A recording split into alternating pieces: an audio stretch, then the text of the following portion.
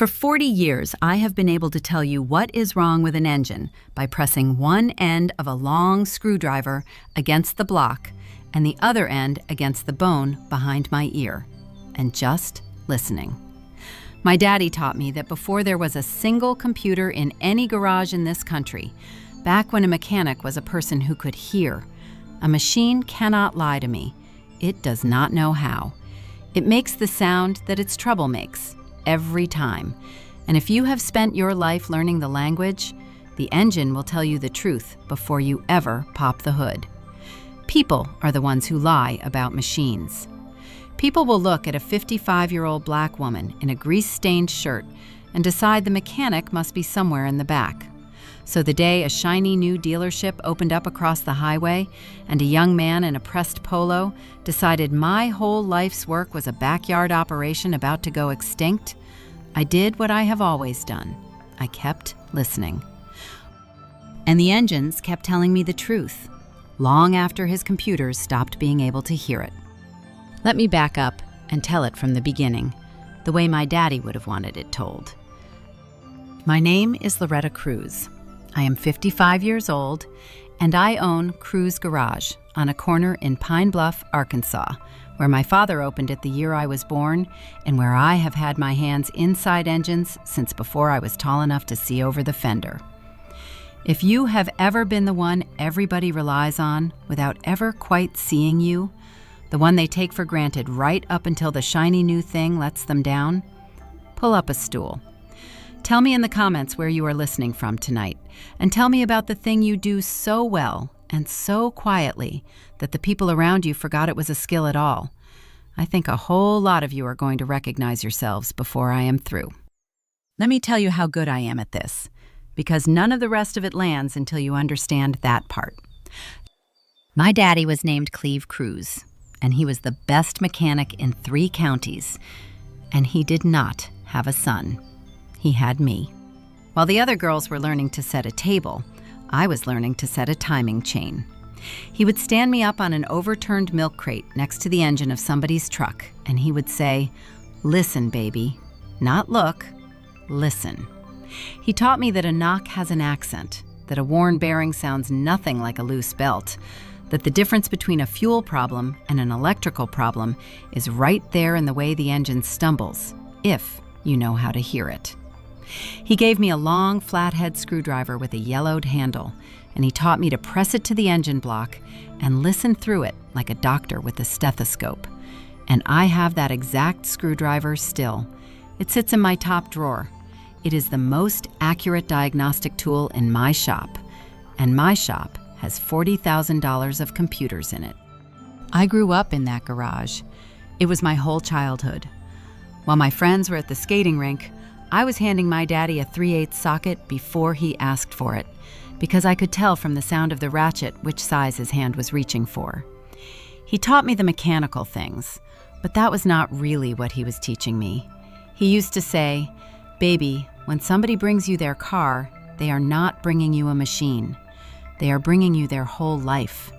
Their job they have to get to, their child they have to pick up, their mama they have to drive to the doctor, and all of it is riding on whether you do this right." He gave me 2 rules, and he made me say them back. You never charge a person for a thing they do not need, and you never let a person drive off in something you would not put your own child in.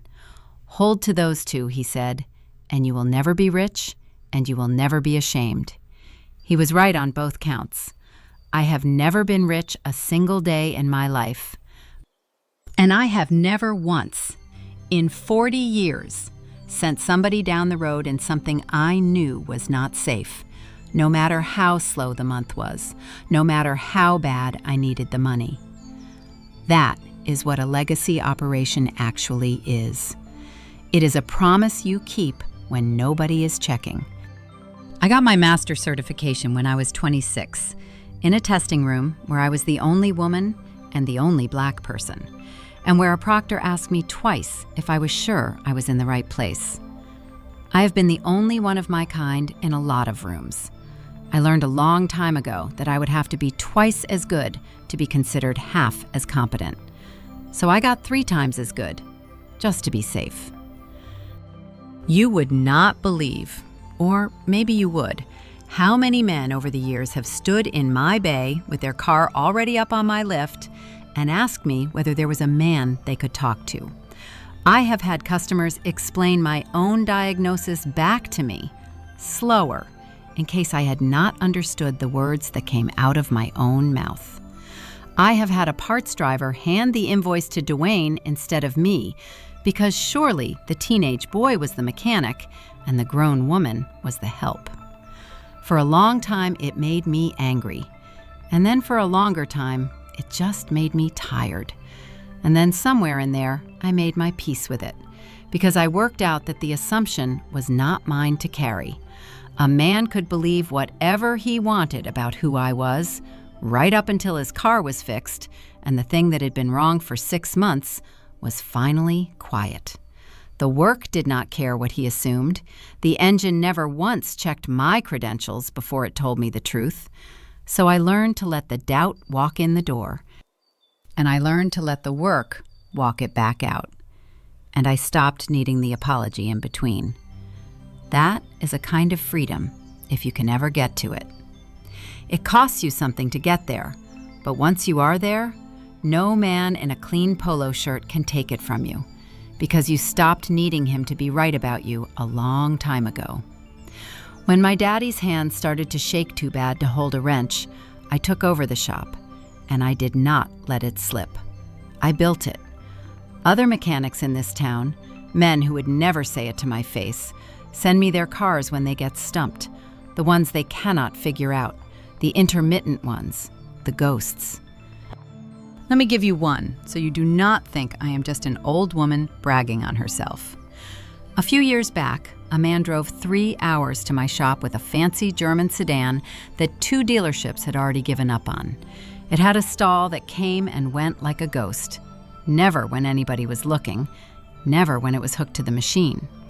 Both dealerships had thrown thousands of dollars of parts at it, a coil here, a module there, chasing codes that came and went, and neither one could make it happen on command, so neither one could fix it. The man was at the end of his rope. I told him to leave it with me, and I did not plug it in first. I drove it. I drove it cold, and I drove it hot, and I drove it with the windows down so I could hear it. And on the 3rd day, going up a hill with the air conditioning on, I heard it.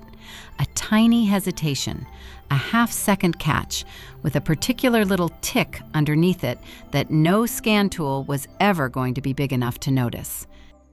It was a hairline crack in a wire down inside the harness, the kind that only opens up when the engine flexes a certain way at a certain temperature, and the wire is whole again the second the car is sitting still in a bay being scanned. Which is why a computer will chase that ghost forever. The crack was the length of an eyelash. I soldered it and wrapped it, and that ghost never came back. That is the difference between reading a code and reading a car. One of them is a job you can teach a teenager in a weekend. The other one is a lifetime, and it does not fit on a screen. There is a word for the mechanic that other mechanics call. I am that mechanic. I have found cracked flex plates that 3 dealerships missed. I have heard a wheel bearing about to let go and pulled a family off the road before it took their front end off on the highway. I do not advertise it. The work advertises itself. Or it used to. Before the town decided that a coffee machine in a waiting room was the same thing as knowing what you are doing. Because here is the thing about my trade, the thing the young man across the highway never understood. A car does not care about your marketing. An engine has no opinion about whether the shop is shiny. It has a problem, and the problem has a sound and a smell and a feel, and either you can read it or you cannot. The computer reads the codes. The codes tell you which system is unhappy. They do not tell you why. And the why is the entire job. And the why is where 40 years lives. You cannot download 40 years. You cannot put a master technician on a flowchart. But you can build a waiting room with a leather couch and a free latte. And it turns out that for a couple of years, that is enough to make a whole town forget what it had. His name was Bryce Mallory. He was about 38, and he managed the new Apex Auto Group dealership and service center that went up across the highway from me, a great glass and steel thing with 40 service bays and a banner out front that said something about the future of automotive care. Apex was a chain. They had 100 locations. Their whole model was volume and speed and a computer that told a young, cheap, barely trained technician which expensive part to swap, and a sales floor designed to find 3 more things wrong with your car while you waited on the leather couch drinking your free latte. I want to be fair to Bryce because he was not a stupid man, and he was not, in his own mind, a cruel one. He genuinely believed he was bringing a backward little town into the modern age. He believed that craft was just inefficiency that had not been optimized yet. He had simply never worked anywhere long enough to watch the cheap way come back around and bite somebody. The first time he came into my shop, he came to make me an offer. He walked in, past me, to my young counter helper, a teenager named Dwayne, and he stuck out his hand and said, "I'm looking for the owner." And Dwayne, who knew better, just pointed at me, where I stood at the bench with a fuel injector in my hand. And Bryce Mallory turned and gave me that look. That quick, recalibrating look, the one that says the picture in his head and the person in front of him did not match. And he said, "Oh, you must be the bookkeeper. Is your husband around?" And I said, "I do not have a husband, and I do own the shop, and I have been the mechanic here for 30 years. And is there something I can help you with?" And he laughed, not meanly, which is almost worse. And he said, "No offense, I just figured." And then he made his pitch. Apex was prepared to buy my building and my customer list, he said, before the market got too tough for an independent to survive. He said it like he was doing me a kindness. He called my shop, and I am quoting him, "a charming little legacy operation." He said the word legacy the way you talk about something that belongs in a museum. I told him my shop was not for sale. He smiled like he felt sorry for me and left a card on my counter that I used later to scrape a gasket. If your jaw is getting tight, if you have ever had somebody walk past you to ask a child where the person in charge is, in a place you built with your own 2 hands, do me a small favor and type 1 word in the comments, just so the next person scrolling by knows it was real and that they did not imagine the way it stung. And then the town did what towns do. They went where the latte was. I am not going to pretend it did not hurt to watch people I had kept on the road for 20 years, people whose cars I had nursed through 3 engines, started driving past my open bay door to go sit in Bryce Mallory's waiting room across the highway. Apex ran coupons. Apex had a punch card. Apex had a young man at the desk who called everybody by their first name and remembered their kids. And my bays, which had been full for 30 years, started having empty afternoons, then empty mornings. My old customers were not unkind about it. That was the part that got me. They would wave at me from the gas station, friendly as ever, and tell me they had taken the Buick over to Apex because it was right there and they had the coupon. Like I was a person and Apex was a convenience. And they did not even hear the difference in what they were saying. That is what being taken for granted actually sounds like. It is not cruelty. It is people forgetting that the thing they relied on was a person, and that the person had to eat. It happened slow, the way a slow leak happens, which is the most dangerous kind, because you do not notice it until you are already flat. The first month I lost a few of the casual ones, the people who only ever came in for an oil change anyway. The next month I lost some of the regulars. Apex had a system, and the system was beautiful if you did not look at it too close. They priced the oil change below what it cost them, just to get you in the door. And then a service writer would come out to the leather couch with a clipboard and a worried face and tell you they had found 4 other things: a cabin air filter and a fuel induction service and a brake fluid exchange and a serpentine belt that was, in their professional opinion, about to go. And most of it you did not need. And some of it they never even did, but it was on the bill, and you paid it because the man had a clipboard and a worried face and a clean shirt. They ran their bays like a fast food drive-through. A flat number on every job. A kid paid by the job instead of by the hour, which means a kid with every reason in the world to rush and no reason at all to be right. I knew all of that. I knew it the way you know a storm is coming by the smell of the air. But knowing it did not pay my note. I watched my bays go quiet, and I watched my daddy's shop, the shop with his name still on the sign, start to look, for the first time in my whole life, like something that might not make it. I cut Dwayne's hours because I could not lie to that boy about the work not being there. I started doing the books at my kitchen table at midnight, moving the same not enough dollars from one column into another, the way you do when the math has stopped working and you keep on hoping it will start again. And the whole time, across the highway, that banner about the future of automotive care glowed at night like it was lit from the inside. And I would lock up my dark, empty bays and drive home past it. And I would feel about as small as I have ever felt in my life. By that winter, I was in trouble. I had laid off everybody but Dwayne. I was behind on the note. I sat in my shop one night after dark, with the space heater going and the bays cold and empty, and I had my daddy's old screwdriver in my hand, turning it over. And I will be honest with you, I had Bryce Mallory's card out too, the one I had not quite thrown away, and I was thinking about calling the number on it. I thought, Loretta, you are 55 years old and tired, and the town has spoken, and maybe the man is right, and the world has moved on past the kind of mechanic who listens to an engine with a screwdriver her daddy gave her. Maybe legacy is just a polite word for finished. I could sell the building. I could pay off the note and walk away with something instead of going under with nothing. I sat there with my father's screwdriver in one hand and that man's card in the other, and I came about as close as I have ever come to selling the one thing in this world that was actually mine. I want to be honest with you about that night, because the almost is the part that matters. I was not being dramatic. The numbers were real.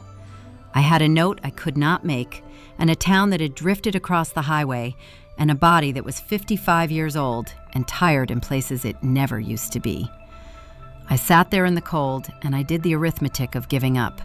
And the arithmetic was not crazy. Sell the building. Pay off my daddy's note before it took the place from me anyway. Walk away with my head up and a little money in my pocket, and let somebody else be the fool who tried to keep an honest garage alive in a world that had decided it would rather have a coupon. Nobody would have blamed me.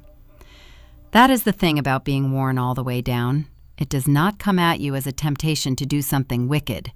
It comes as a temptation to do something reasonable. And reasonable, that night, was to let it go. And then I thought about my daddy, standing me up on that milk crate, telling me to listen. And I thought about all the people whose lives had ridden home safe on top of work I did that they never even knew about. And I thought, the town has not stopped needing what I do. They have just stopped knowing they need it. Because nothing has gone wrong yet. But it is going to. Cheap is the most expensive thing there is. You just do not pay for it up front. You pay for it later, on the side of a highway, with your hazards on. I put the card in the trash, where it belonged.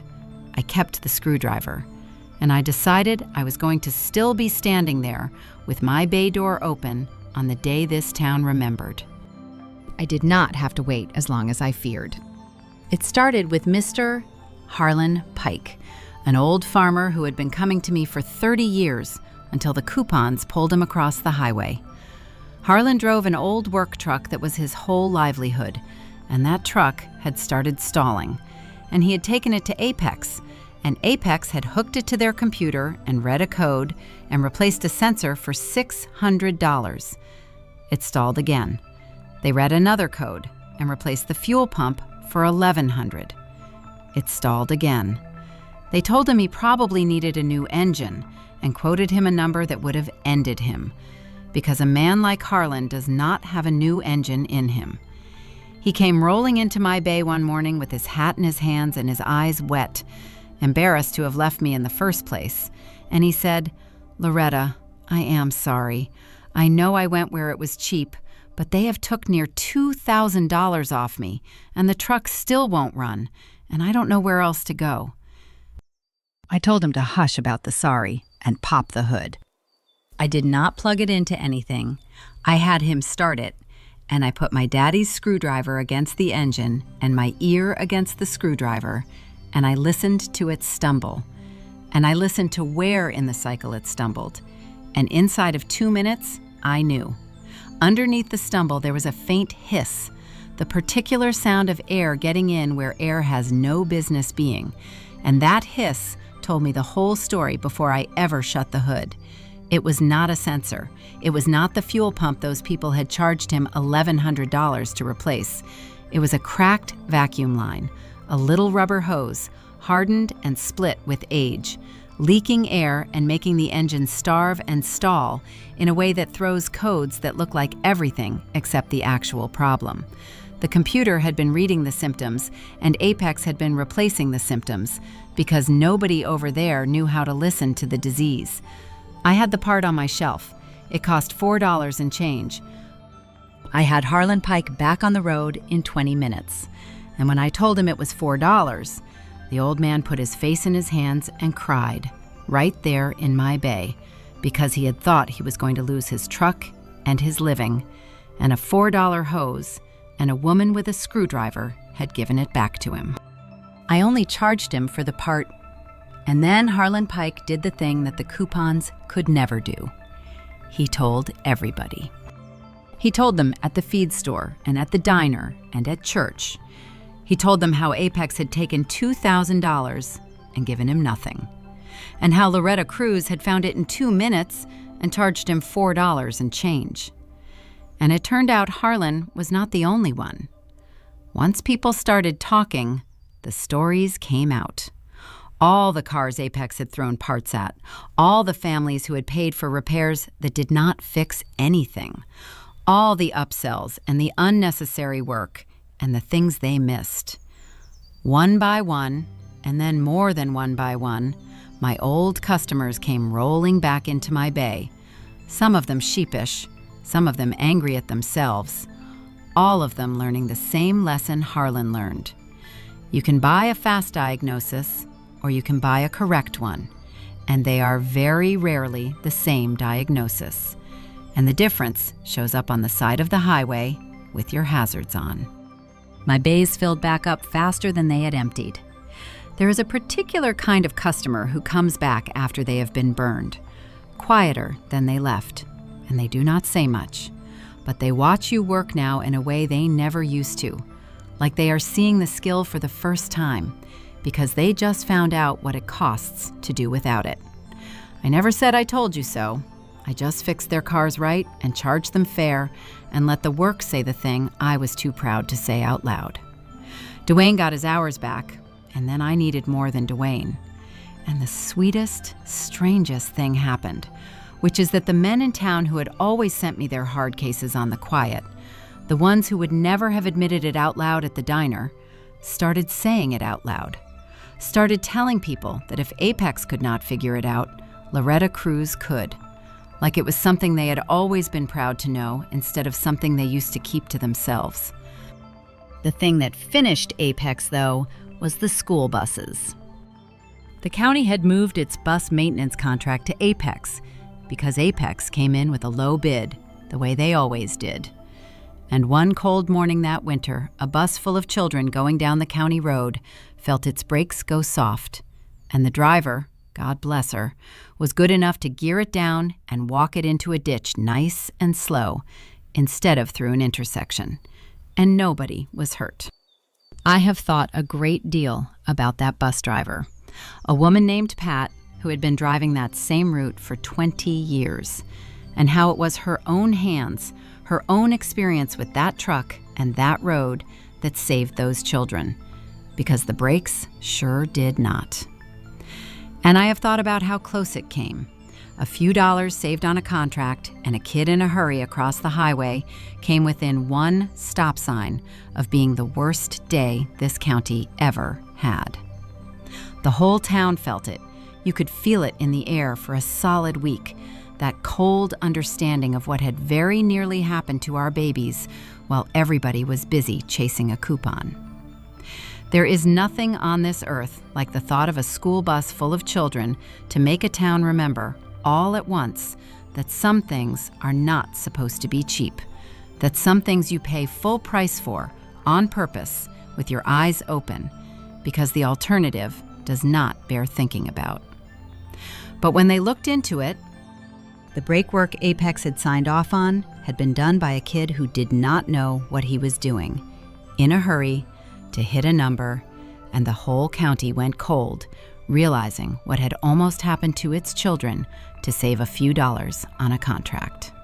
The county pulled the buses out of Apex that same week, and they brought them to me, every one of them, and I went over all of them, by hand, the way you do when there are children involved, and I found 3 more that were not far behind the first, and I made them right, and the county never went anywhere else again. They tried to hand me the contract on the same low terms Apex had bid, and I told them no, kindly but plainly. I told them you do not buy children's breaks at a discount, and that I would do the work for what it actually costs to do it right, not a penny more and not a penny less. And they signed it that afternoon, because by then, the whole county had learned what the discount really cost. Apex Auto Group closed the Pine Bluff location that spring. Corporate decided the market was, in their words, underperforming, which is a corporate way of saying the town finally figured out what it was buying. The great glass and steel building sat empty across the highway, with the Future of Automotive Care banner fading in the sun. Bryce Mallory came to see me one more time, near the end, before he transferred to wherever they were sending him. He did not come to make an offer, and he did not come to apologize, because men like Bryce almost never manage the whole word, and I had long since stopped requiring it. He stood in my bay, looking around at my full lift bays and my busy counter, this young man whose certainty had run head-on into a $4 vacuum hose. And he said, "I thought your shop was the past." He was quiet a second. Then he said, "Turns out it was the only thing in this town that was telling people the truth." That was as close as he was going to come, and it was honest, and I took it, and I let him go on his way. Because my daddy did not raise me to kick a man who was already walking out the door. Here is the part I am proudest of, and it is not the part where I won. When Apex closed, it put a handful of young technicians out of work. Kids who had been trained to plug in a computer and read a screen and upsell a brake flush. Kids who had never once been taught to listen to an engine. Because the system that hired them did not value the listening. It valued the volume. And one of those kids, a 19-year-old named Trey, who lived 4 streets over from me, came and stood in my bay with his hands in his pockets, too proud to ask and too broke not to. And he said he heard I might be hiring. And I looked at him, and I saw a kid the system had used up and thrown out before he ever got the chance to learn the actual trade. And I thought about my daddy, and the milk crate, and the screwdriver. I hired him, and the first thing I did, before I let him touch a computer, was hand him my father's screwdriver, and I stood him up next to a running engine, and I said, "Listen, not look, listen." And I watched something open up in that boy's face that no flowchart had ever put there. The dawning realization that there was a whole language nobody had ever bothered to teach him, a way of knowing that did not come from a screen. I told him what my daddy told me, that a car is not a machine somebody brings you. It is their whole life riding on whether you do it right. I gave him the 2 rules. You never charge a soul for a thing they do not need, and you never let one drive off in something you would not put your own child in. He writes things down, that boy. He keeps a little notebook in the pocket of his coveralls, And he writes down what the different troubles sound like: the accent of a knock, the hiss of a vacuum leak, the whine of a bearing on its way out, building himself the ear that takes most people half a lifetime to grow. Some evenings I catch him out in the bay after we have closed, alone with a running engine and that screwdriver pressed to his head, just listening. And I have to step into the office for a minute because it looks so much like a little girl on an overturned milk crate that it puts a stone right in my throat. He is going to be good. He already hears the difference between a worn bearing and a loose belt, which is more than they taught him in 2 years across the highway. The shop is busy again. The bays are full. And the legacy that everybody, including me on one cold night, thought was finished, turns out to have just been getting started. So let me ask you something before I let you go. Where in your life are you the one they take for granted? The quiet competence everybody drives past until the shiny, convenient thing strands them on the side of the road. What is the skill you have that the world treats like it is free? The thing you can do that no computer and no coupon and no leather couch can replace? Tell me about it down below. Tell me about the day the cheap way let them down and they remembered what you were worth. Because here is what 40 years under the hood has taught me, and I will leave it with you. They can build a building of glass and steel across the highway from everything you have worked for. They can run their coupons and brew their free coffee and call your whole life a charming little legacy operation. They can make a whole town forget, for a season, that the thing they relied on was a person. But a machine cannot lie, and cheap always sends its bill eventually. And the day it comes due, the town comes looking for the one who knows how to listen. You keep your bay door open, baby. You keep listening. They are going to remember what you are worth. And when they do, you make sure you are still standing right there where you have always been, with the door open and the truth in your hands. I am Loretta Cruz. My daddy taught me to listen, and the engine has never once lied to me yet.